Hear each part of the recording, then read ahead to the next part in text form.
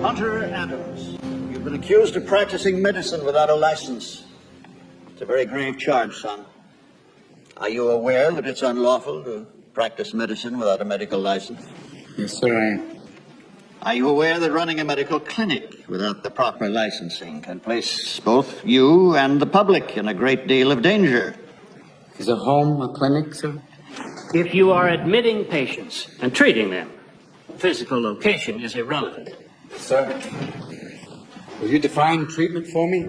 Yes, treatment would be defined as the care of a patient seeking medical attention. Have you been treating patients, Mr. Adams? Well, sir, I live with several people. They come and go as they please. I offer them whatever help I can. Mr. Adams, have you or have you not been treating patients at your ranch? Everyone who comes to the ranch is a patient, yes. And every person who comes to the ranch is also a doctor. Every person who comes to the ranch is in need of some form of physical or mental help. They're patients. But also every person who comes to the ranch is in charge of taking care of someone else. Whether it's cooking for them, cleaning them, or even a simple task as listening. That makes them doctors.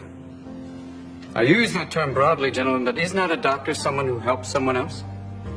When did the term doctor get treated with such reverence as, oh, right this way, Dr. Smith, or, excuse me, Dr. Scholes, what wonderful foot pads, or, pardon me, Dr. Patterson, but your flatulence has no odor.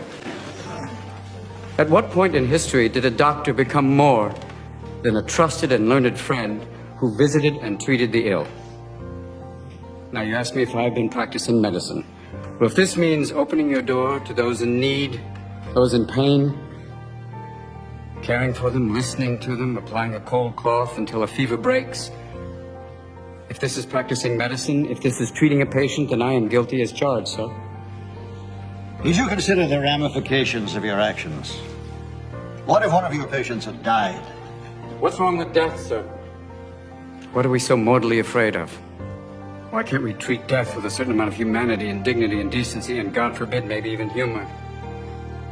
Death is not the enemy, gentlemen. If we're going to fight a disease, let's fight one of the most terrible diseases of all, indifference. Now I've sat in your schools and heard people lecture on transference and professional distance. Transference is inevitable, sir. Every human being has an impact on another. Why don't we want that in a patient-doctor relationship? That's why I've listened to your teachings and I believe they're wrong. A doctor's mission should be not just to prevent death, but also to improve the quality of life. That's why you treat a disease, you win, you lose. You treat a person, I guarantee you'll win, no matter what the outcome. Now here today, this room is full of medical students. Don't let them anesthetize you. Don't let them numb you out to the miracle of life. Always live in awe of the glorious mechanism of the human body. Let that be the focus of your studies and not a quest for grades, which will give you no idea what kind of doctor you will become. Mr. Adams, please turn and don't address wait the till board. you're on the ward to get your humanity back. Start your interviewing skills now. Start talking to strangers. Talk to your friends. Talk to wrong numbers. Talk to everyone. Mr. Adams! And cultivate friendships with those amazing people standing in the back of the room.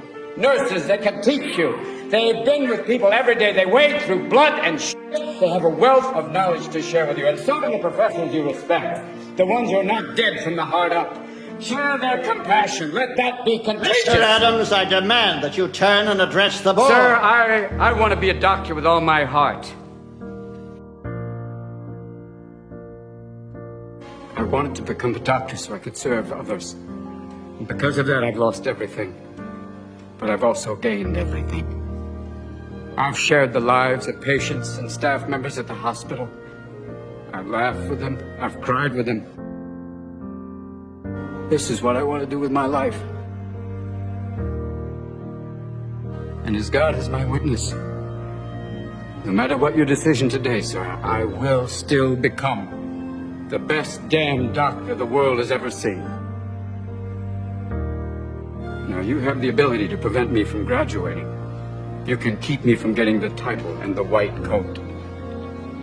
But you can't control my spirit, gentlemen. You can't keep me from learning. You can't keep me from studying. So you have a choice. You could have me as a professional colleague, passionate, or you can have me as an outspoken outsider, still adamant. Either way, I'll probably still be viewed as a thorn. But I promise you one thing. I am a thorn that will not go away. We will adjourn briefly. Hunter Adams. We find your methods less than appealing. Your appearance and your demeanor do not reflect what we believe is necessary to earn a patient's trust and respect. You openly accuse us of adhering to time-honored practices that for years have been the backbone of the entire medical institution. However, we find no fault in your attempts to improve the quality of life around you.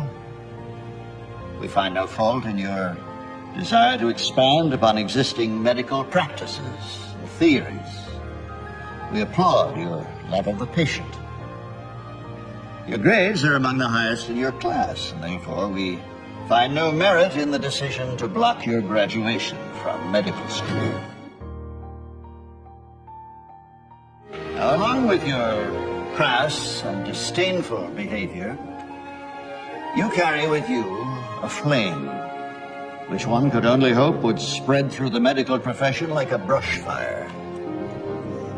And, Dean Walcott, in the future, I think matters like this could best be solved if you yourself would practice a little excessive happiness.